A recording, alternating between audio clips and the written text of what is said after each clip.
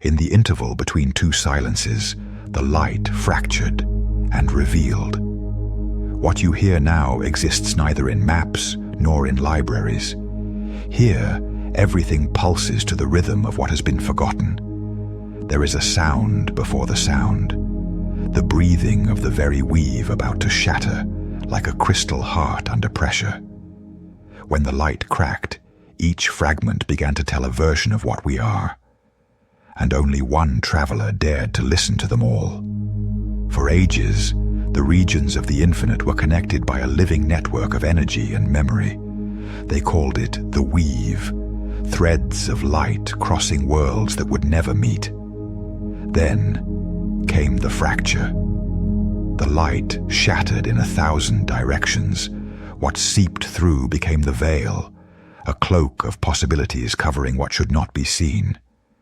In that interval, between what is seen and what is hidden, he emerged.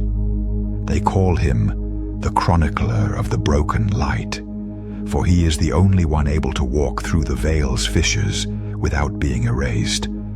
Some call the fracture an end, others a beginning. The Chronicler calls it an invitation. He knows that every crack holds its own sound, the sound of what was almost lost, waiting to be remembered.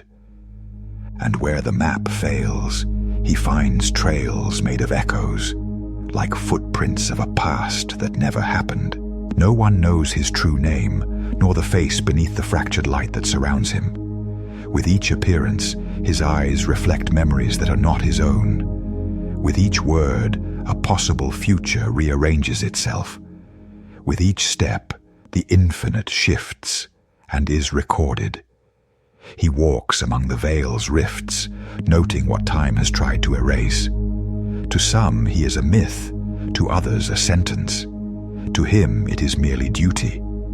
They say his scroll is not of paper, but of broken light that inscribes each choice as if it were a luminous wound.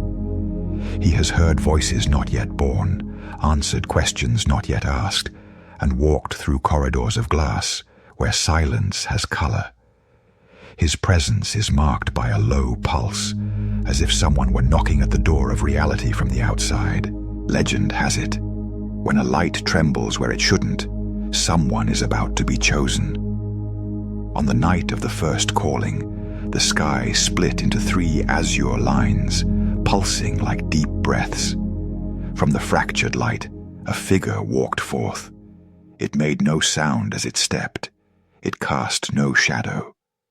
Yet, it left behind a trail of memories that did not yet exist. "I come to record what has been forgotten," it whispered. Those who heard swear the phrase echoed across multiple times, as if the Chronicler spoke to both yesterday and tomorrow simultaneously. The calling brought a premonition. The weave was asking for witnesses before its notes were lost in the storm of the veil. The Prism City raised crystalline towers that returned the light in multiple reflections, creating auroras that never ended.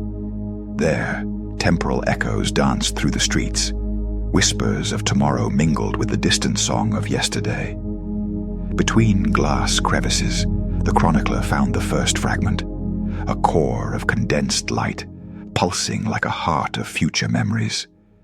Within it, a sound, crystal breaking in a slow rhythm, as if time breathed, and each shard was a note of an invisible choir. Upon touching the fragment, images of cities yet to be born flooded the Chronicler's mind. He saw suspended bridges over seas of mist, markets where memories were sold, children playing with shadows of themselves. He realized each region holds a first sign, and this was only the beginning. The first fragment repeated endlessly. The weave unravels, the regions disconnect, the infinite is being rewritten by something nameless, formless, without intent. It was not a warning, it was an invitation, and the Chronicler accepted. Acceptance meant walking where the map falters and time hesitates. It meant speaking with voices yet unborn and listening to those silenced. The prophecy was a deep pulse that traversed the chest, reminding that every burned story leaves a trail of ashes singing. The Chronicler kept the fragment as one keeps a compass. It marked the direction of the next silence. Witnesses say that on that night, the veil breathed. They called it the initial movement. Rifts opened around the Prism City. From them emerged silent shadows, mimicking human footsteps.